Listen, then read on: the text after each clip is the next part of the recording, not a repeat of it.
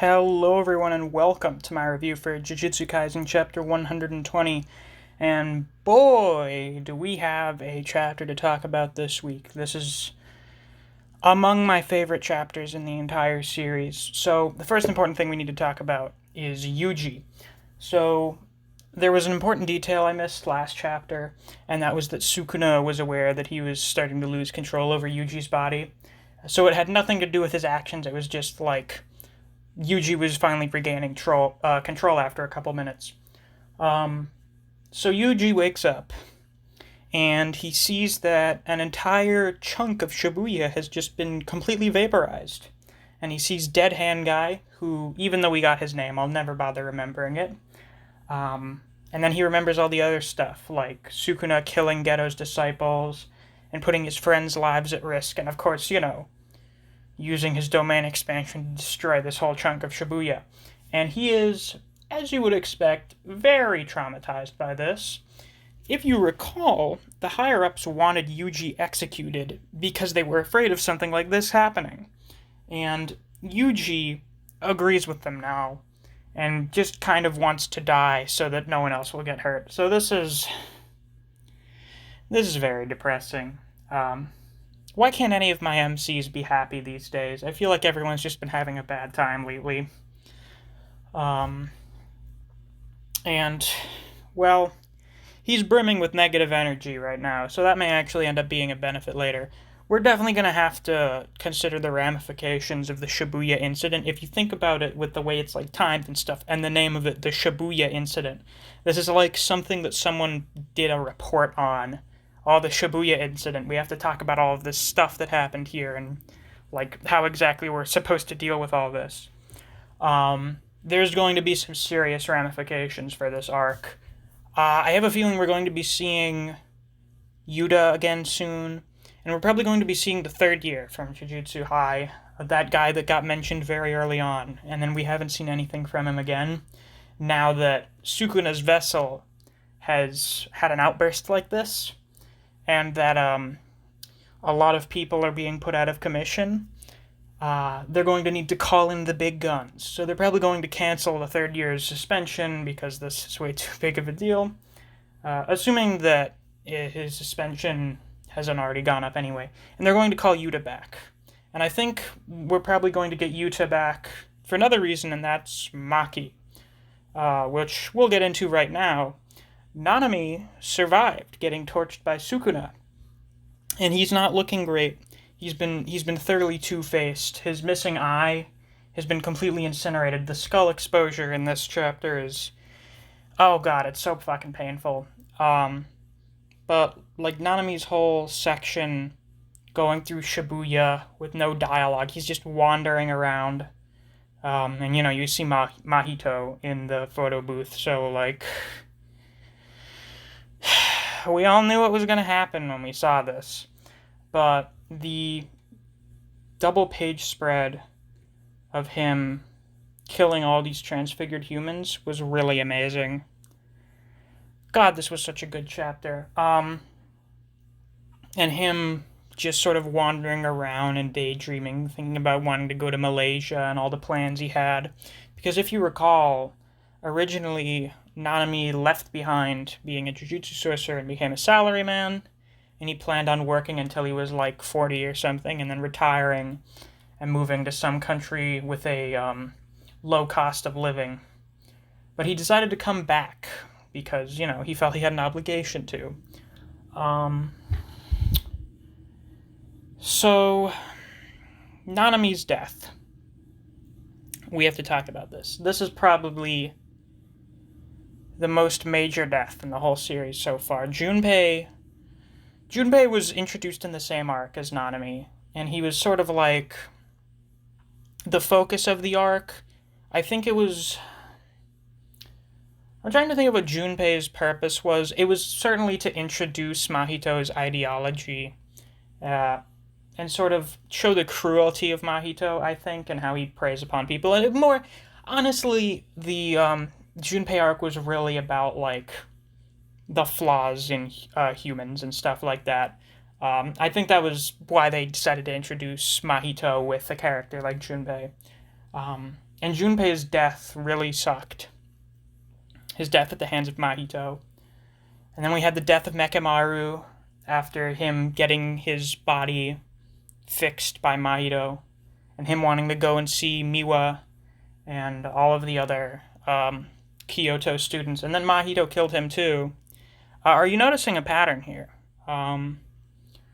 Yeah, so fuck Mahito. All my homies hate Mahito. He is the worst. Despite being a very well-written character, I must say, he's one of those characters that you're supposed to hate, like Makima. God, I fucking hate him so much. He won't let us have anything good. He has to take everything away. Understand that Mahito is responsible for essentially every major character death so far. Boy, is that something, huh? Or at least every major protagonist death so far, or not villain death, because, you know, villains are expected to die. But man, I recently reread Jujutsu Kaisen. I went and read through it again, because I realized that, you know, when you read through the whole thing in a week, and then you don't go back over it again for a while, you're bound to miss and forget a lot of details. And Mahito was established as being Yuji's arch nemesis or something. That was what Mahito saw Yuji as to him. And I've come to realize that's definitely what it is. I was trying to think, with the way that Jogo was talking to the other cursed spirits when he was like passing on into the afterlife about Mahito and building him up as a leader. And I thought, yeah, he kind of seems like it, but he doesn't really seem like a main antagonist. We have that with Imposter Ghetto and whatever they end up being after this arc. And I finally got it down. He's not the main antagonist, but he's the main protagonist's arch enemy. Those two can be completely separate things. Yuji has, like, never interacted with Imposter Ghetto, but he's met Mahito on multiple occasions now. And every single time, Mahito has done something fucked up like this.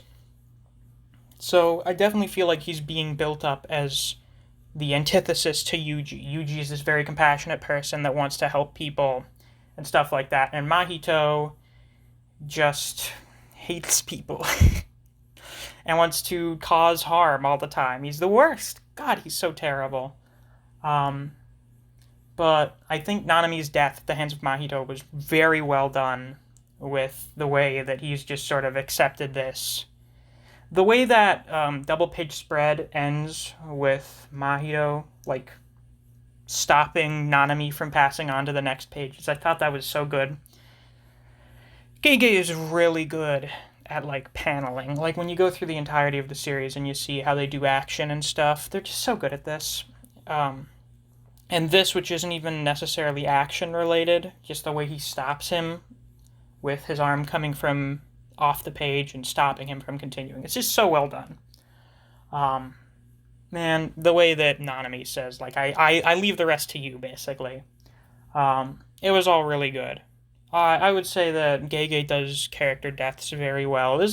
I've seen quite a few comparisons lately, about how Jujutsu kills characters versus how Chainsaw Man kills characters, because I do get a similar vibe from both of those series. I think they're somewhat similar, but have, like, a very different sort of writing style and tone to it, but with, like, people with magic powers going around hunting creatures that are created by negative emotions. I think they're kind of alike in some ways. With Chainsaw Man, a lot of stuff is about, like, futility, but something I liked about how casually Fujimoto kills off characters in Chainsaw Man is it's just like, yeah, people just die sometimes. It's also something I like about Mike Mignola's works with Hellboy and BPRD, is that characters that have been around for a very long time will just get killed off out of nowhere with, like, no build up to it. It's really sudden. And I like that because that's how it is. People just die. People don't always have, like, this dramatic speech with their last words or whatever. Sometimes people are just they just stop being around. It's just how it works. Whereas with Fujimoto, I think he's working in a more like traditional shonen way with these things, where they do get these moments, but I think the moments are handled very well in a way that feels right with the characters, and you're like, yes, this is very narratively satisfying. I am content with the way this character went out. Now, man, that's a really loud car going by. Yuji versus Mahito. We're having that. That's happening. Mahito hasn't done that much this arc, so he should have a lot of cursed energy left. And Yuji was just restored by Sukuna, so he should be at like 100%. And with all of the angst and now anger he's feeling, he should be brimming with cursed energy. So they're both in a position to have a great fight. I think we're definitely approaching the end of the Shibuya Incident. I'm just not sure how long the end is going to take, because there's not really much left to do. You have Yuji versus Mahito. I don't think Chozo's going to do anything significant. At least, I don't think anyone else is going to fight Chozo for the rest of this arc. And then we have Mei versus Imposter Ghetto. I don't know where that's going. Mei is probably outmatched by Ghetto, to be honest, so I wouldn't be shocked if she got off-screened. That'd be a little disappointing, but not like a deal breaker for me. Like, I would get it if that happened. Now, what I wanted to talk about, as I mentioned, this is a very good chapter, and it being one of my favorites. I just wanted to like go over that for a minute. I would say like among my top 5 chapters would have to be when Gojo first uses Immeasurable Void. That was fantastic, that chapter. The chapter where we got Nanami's backstory, which is very relevant to this now, where Mahito uses his domain expansion, and then Nanami has this flashback, and he's like, keep your gratitude to yourself. I've gotten enough already. I have no regrets. Which is also part of what makes this so good, is, Nanami, he wants to help the others, but he's content with what he's done. He has no regrets about this. He's at peace. What else? Let's see. I very much enjoyed the fight between Gojo and Toji, specifically the end of that, with the Gojo finally using purple, just the way that was done. And Toji's first death was really good. I love Chapter 64. Chapter 64 is probably my favorite, but this comes very close. With the stuff with the girl from Yuji's school and the way they all interact with that. I thought it was very wholesome, and I love that chapter. It's so good. And then the last of my top 5. These aren't in any particular order, other than 64. That one's probably my favorite. But the chapter where Toji enters Dagon's domain, like the very end of that chapter, where you have everyone scrambling to escape the domain, and just the way like those last 2 pages were done with Toji entering was just amazing. But this is definitely up there now. This is at least a top 3 chapter. It was fantastic.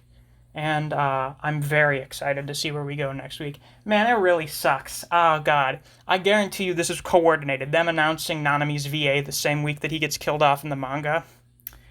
Fucking assholes. But yeah, I guess we'll have to see where this goes next week, if we're going to get right into Yuji versus Mahito, or if we may actually see some of Mei versus Imposter Ghetto. We'll have to see. I could see either of those happening. But yeah, if you enjoyed this video, please like and subscribe. I do Jujutsu Kaisen reviews every week. I recently got another copyright strike on this channel due to my solo leveling reviews thumbnails. So that's 2, and my first one wears off in a couple weeks. So if anything bad happens before that, please join my Discord. I have a link to it on my channel, so if anything happens with this channel, you'll get announcements for it on there or whatever. I'll keep you updated on what's happening. If you enjoy other series such as Record of Ragnarok, Chainsaw Man, Kengan Omega, and Bleach, I do videos on those series as well, so if you're interested in those, check out my channel. Thanks for watching, and I'll see you around.